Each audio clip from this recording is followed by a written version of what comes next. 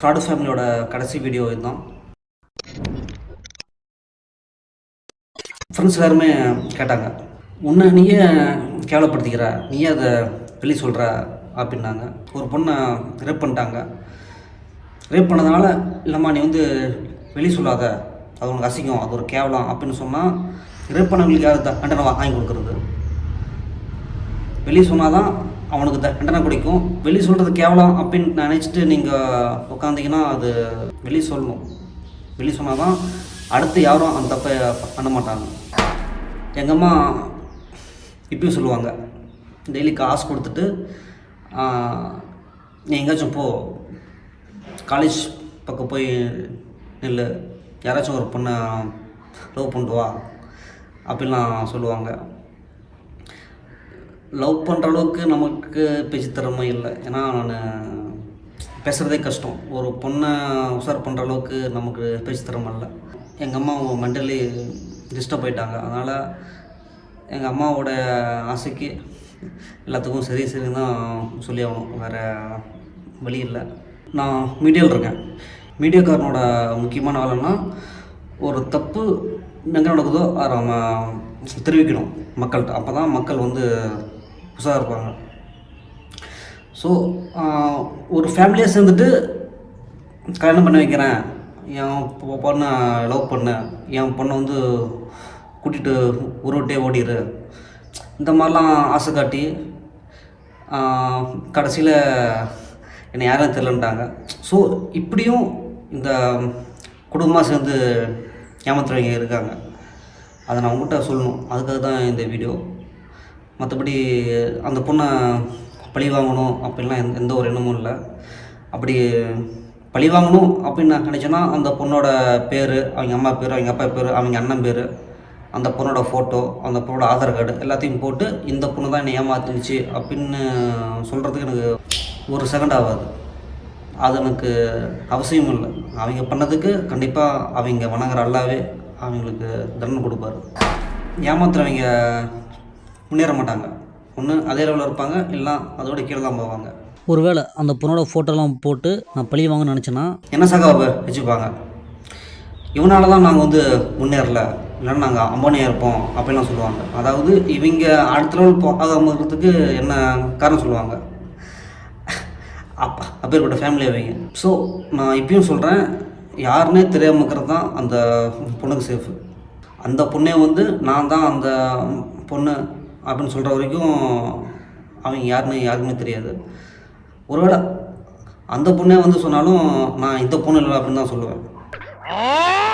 அந்த பொண்ணுகிட்ட நான் இதெல்லாம் சொல்லணும்னு ஆசைப்பட்டேன். அதனால் அந்த பேசுகிறதுக்கு எனக்கு அந்த வாய்ப்பு வரல. அதனால் வீடியோ மூலிமா சொல்கிறேன். ஃப்யூச்சரில் அந்த பொண்ணுக்கு இந்த ப்ராப்ளம்லாம் வரும், என்னென்ன சண்டை வரும், என்னென்ன பிரச்சனை வரும் அதெல்லாம் சொல்லிட்டேன். ஸோ அதுக்கு இந்த மாதிரி நீங்கள் இப்பயே மாறிக்குவாங்க. மாறினா தான் உங்கள் வாழ்க்கை நல்லாயிருக்கும். அவங்க அம்மாவுக்கு ஏதோ ஒரு சாதித்த மாதிரி ஒரு ஃபீல். ஏன்னா உண்மையான முஸ்லீமுக்கு தான் என் பொண்ணை கட்டி கொடுப்பான் அப்படின்ட்டு. அது அவங்க அம்மாவுக்கு ஒரு பையன் இருக்கிறான், ஓகேவா. நான் என்ன கஷ்டப்பட்டனோ அதெல்லாம் அதே கர்மா அந்த பையனை தாக்கும். அது யாராலையும் ஒன்றும் பண்ண முடியாது. ஸோ இதுதான், நீங்கள் பண்ணுற தப்பெல்லாம் உங்களுக்கே அது ரிட்டர்ன் ஆகும். அப்போ தான் தெரியும் நம்ம எவ்வளோ பெரிய தப்பு பண்ணியிருக்கோம் அப்படின்ட்டு. காலம் எல்லாத்தையுமே உங்களுக்கு தெளிவாக சொல்லிக் கொடுக்கும். என்ன தான் அந்த பொண்ணு மேலே ஒரு கோபம் இருந்தாலும் ஒரு அவங்க நினச்ச ஒரு பரிதாபம் தான் வருது. ஏன்னா ஃப்யூச்சர் அப்படியே அவங்களுக்கு உல்ட்டாவாக இருக்கும். சின்ன பிரச்சனையை அவங்களால சமாளிக்க முடியாது. ஏன்னா அவங்க வளர்ந்த விதம் அப்படி சொகுசாகவே வளர்ந்துட்டாங்க. எந்த ஒரு நஷ்டம் எதுவுமே தெரியாமல் வளர்ந்துட்டாங்க. அப்படி இருக்கும்போது இவங்களுக்கு ஃப்யூச்சரில் வரப்போகிறது எல்லாமே பெரிய ப்ராப்ளம் தான் வரும். அது எப்படி சமாளிக்க போகிறான்னு தெரில. கல்யாணம் பண்ணிக்கிறேன் அப்படின்னு சொல்லும்போது நீங்கள் அடுத்த நாள் ரிஜிஸ்டர் ஆஃபீஸ் போய் ரிஜிஸ்டர் மேரேஜ் பண்ணிக்குவாங்க. இல்லைனா இப்படி தான் பொண்ணோட மைண்டு எப்படி மாறுன்னு தெரியாது, ஏமா எந்த சமயத்தில் உள்ளே போதும்னு தெரியாது.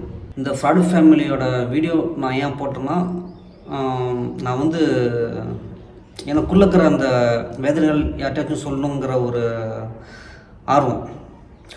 ஏன் இதை போய் உங்கள் ஃப்ரெண்ட்ஸு ஃபேமிலியில் சொல்ல மாட்டியா அப்படின்னு உங்களுக்கு தோணும்.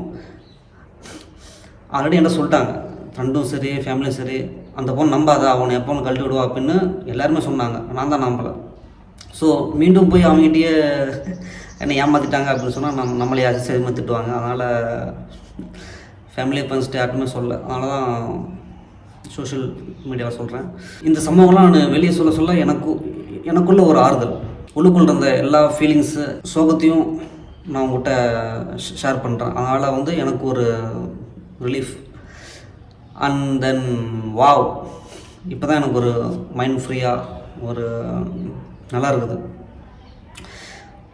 அடுத்து நான் என் வேலையை பார்த்துட்டு நான் பாட்டுக்கு போயிட்டுருப்பேன். ஸ்டார்டிங்கில் அந்த பொண்ணு கிடைக்கலையே அப்படின்னு அழுந்தேன், ஃபீல் பண்ணேன்.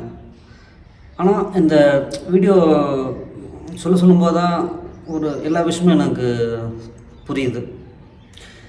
இவங்களுக்காக நாம் போய் ஃபீல் பண்ணோம், இவங்களே நம்ம லவ் பண்ணோம், இவங்களுக்காக நம்ம வளர்ந்தோங்கிற மாதிரி ஒரு நல்ல பொண்ணு அப்படின்னா ஃபீல் பண்ணலாம். இது ஒரு தப்பான பொண்ணு, இதுக்காக நான் ஏன் ஃபீல் பண்ணணும். நல்ல வேலை அந்த பொண்ணு கூட எனக்கு கல்யாணம் ஆகலை.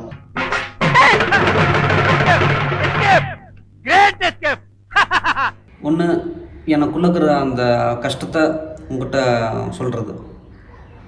இன்னொன்று, எனக்கு பேச்சு ஒழுங்காக வராது. அதனால் பேசி பேசி பேசி என்னுடைய பேச்சு திறமையை நான் வளர்க்கணும். அது ஒன்று. பேச்சு திறமையை வளர்த்து நீ என்னடா பண்ண போகிற அப்படின்னு கேட்பீங்க. எஸ், பேச்சு திறமையை வளர்த்துன்னு எனக்கு பிடிச்ச ஒரு கட்சி பிஜேபி, அதில் போய் நான் சேர போகிறேன். அடுத்து அரசியல் களம், அதில் நம்ம சந்திக்கலாம். நன்றி. உங்கள் வாழ்க்கை இப்படி தான் இருக்க போகுது. ஸோ அதுக்கேற்ற மாதிரி நீங்களும் முன்னெச்சரிக்கையாக இருந்துக்கோங்க.